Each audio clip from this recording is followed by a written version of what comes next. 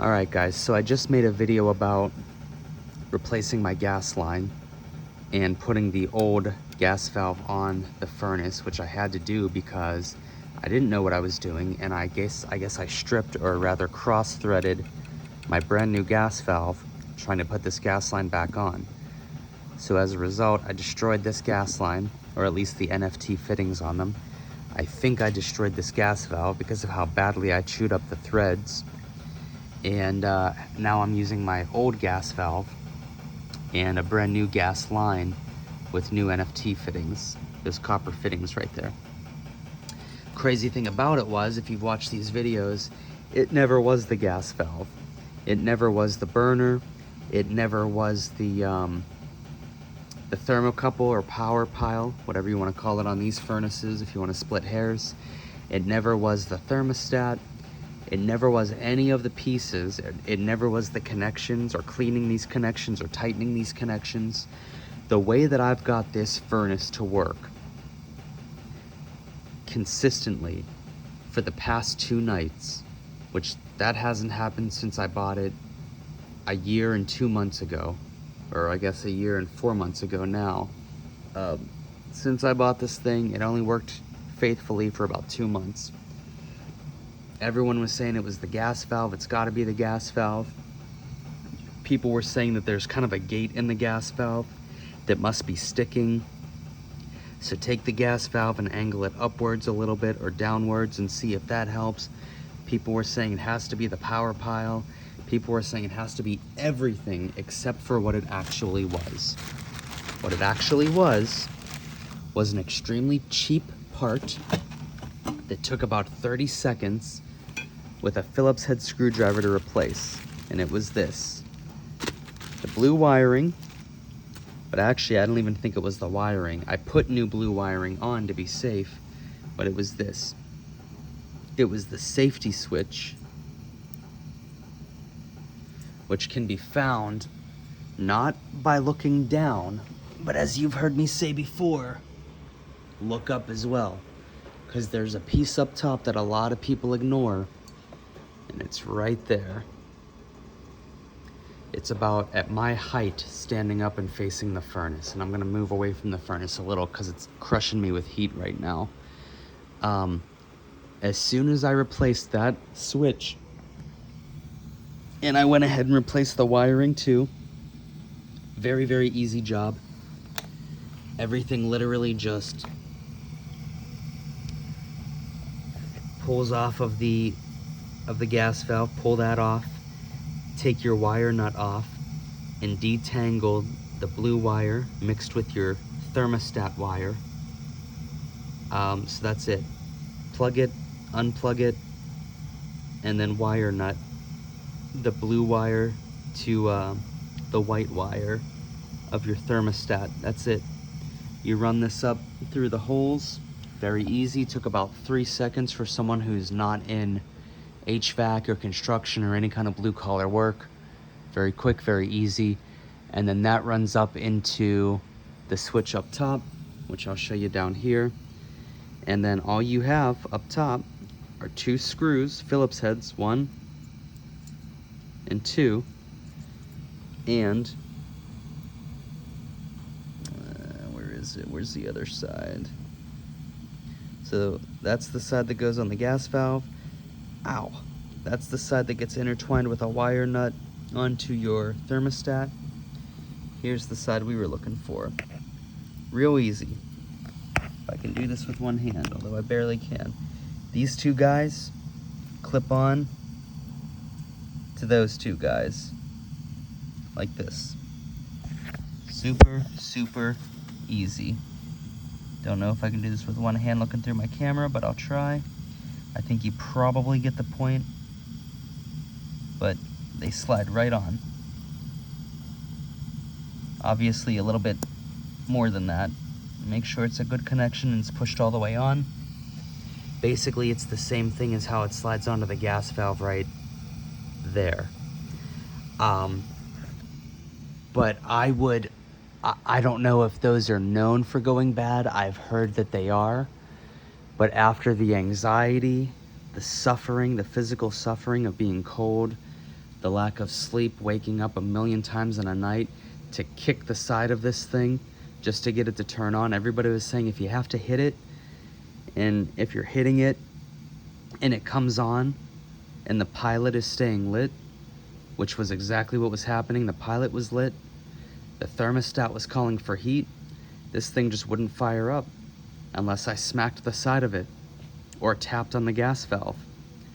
I would do that, then most of the time, for some reason, it would fire right up. So everybody said it was the gas valve. Guess what? I tried a new gas valve, nothing worked. Tried a new power pile, nothing worked.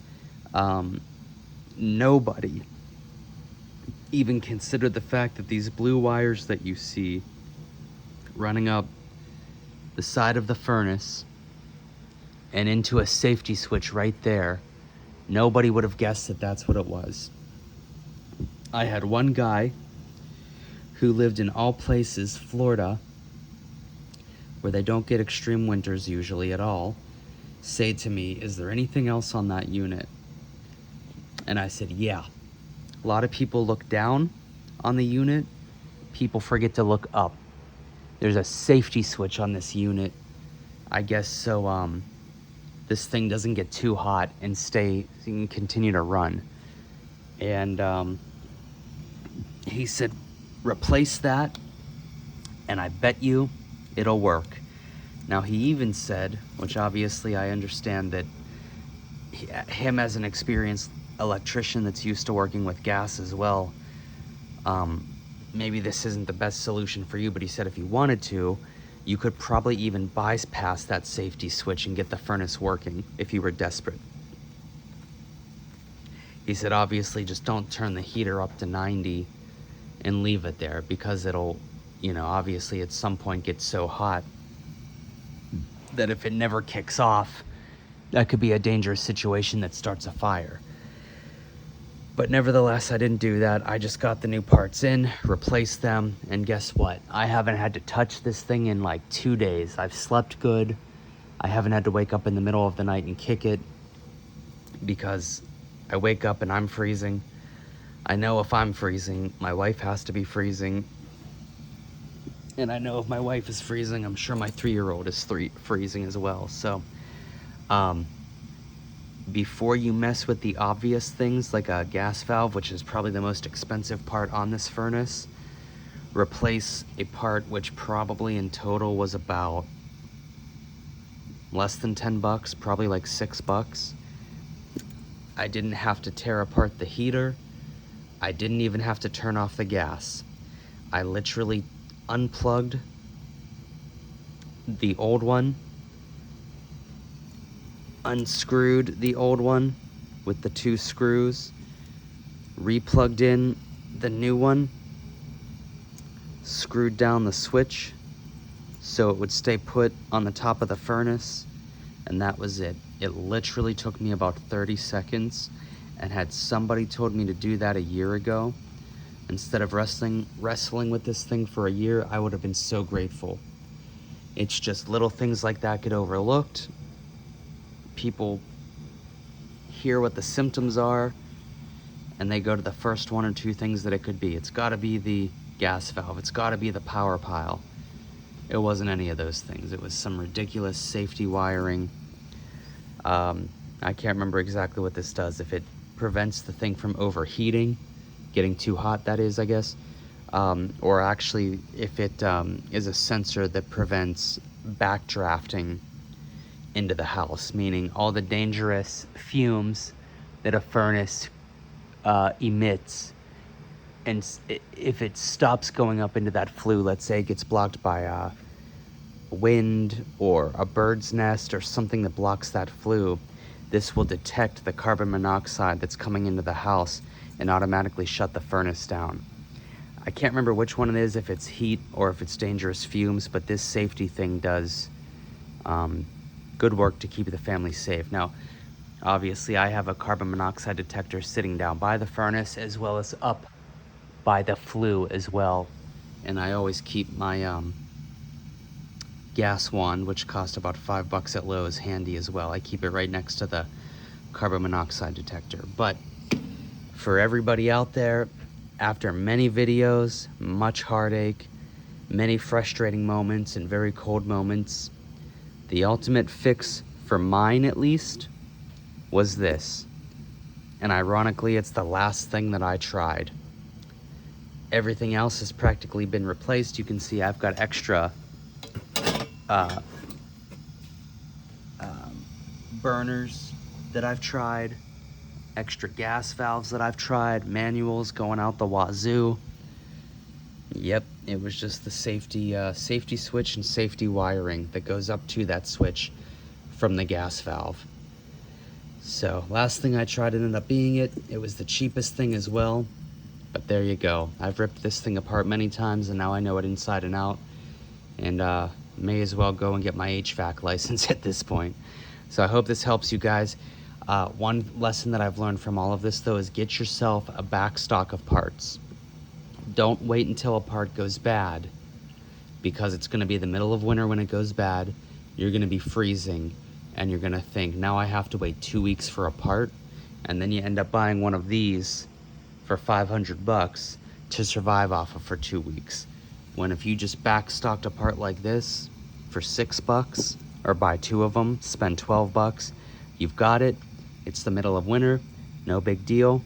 Start going through your box of parts and deductive reasoning of what it could be, what it isn't, what it is, and replace parts on it and get it fixed, at least within a day, rather than suffer through 2 winters and spending $500 on a fireplace, which we're grateful for. It's beautiful.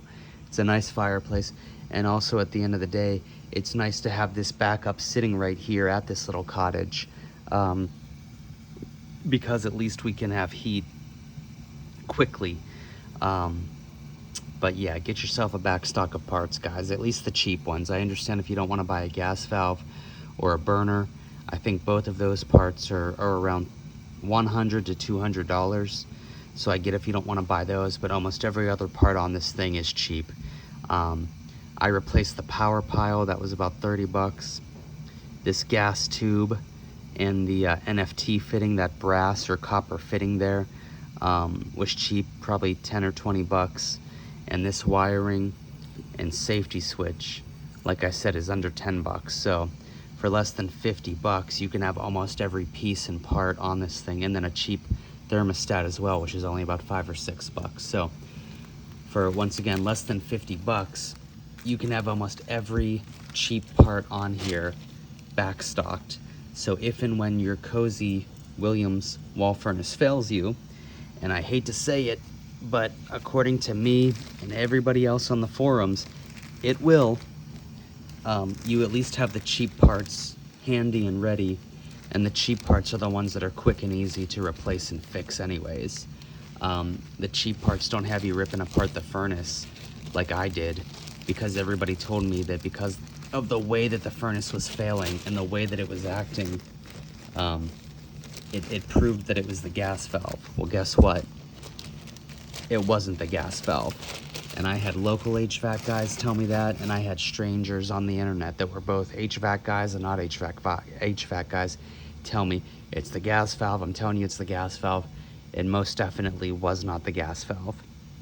So have a back stock and be ready, because these things do fail and they're not hard to fix, but it can be very hard if you don't have someone like me helping you that went through the pain and guiding you. Most of the time you won't have to rip this thing apart. And even if you do, it's not that big of a deal if you have good gloves, gripping gloves, a pipe wrench, and remember to cut the gas to your house, obviously, so natural gas isn't pouring into your house, which sounds dangerous, and it is, but trust me, you'll smell it. If you're close by and you don't have 3 industrial fans blowing on you in the unit, you'll smell it. Trust me, even if you have the industrial fans, you'll smell it. So get yourself a back stock of parts, guys, because if I would have spent the 50 bucks on a box of parts and had them and wouldn't have had to wait weeks on end for different parts during a pandemic, I would have been way, way better off. So hope that helps you guys. That was my fix though. So far so good for 2 days, which hasn't happened in a year, in 4 months. So there you go.